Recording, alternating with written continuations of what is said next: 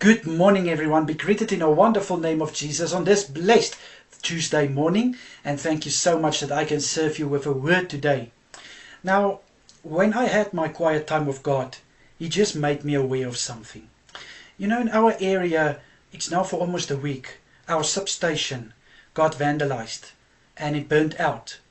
And the team is really trying their best to fix this problem. But for the new cables and new transformers to be installed, they need to remove all the old damages, the old cables that will just cause some more damages if you leave it. Now, God showed me that how many times in our lives we are allowing things that has been actually like burned in our lives. Things that has caught us at such a stake that we can't move forward. It can be envy, it can be hatred, it can be bitterness, it can be negativity, it can be even unforgiveness. Those things are standing in the way of something new to happen, something new to come out of the old. But are we ready to let go of those things?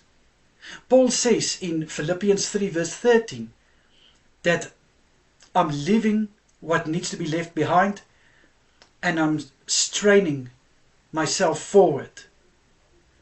So why can't we do the same, child of God?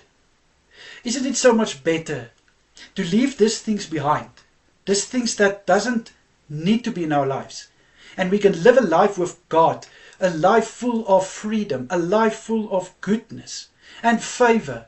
God wants to bless you with so much more. But if this old things is standing in the way, then it is extremely difficult. So it's time to break out of this old us and we step into the new season. So let's stand in the agreement and we leaving what needs to be left behind and straining us of what is ahead. Amen. Amen. Let me pray for us. Father, I pray and I ask you, Father, that we will come to a place where we leave behind what needs to be left behind. We leave before you, Father, so that you can remove it from our lives and you can open our eyes to something that is awaiting us. A promised land, a new season, a new breakthrough. In Jesus' name, let us be sensitive to your voice. Let us be focused on your guidance and your leading. Please, my Lord, in Jesus' mighty name I pray.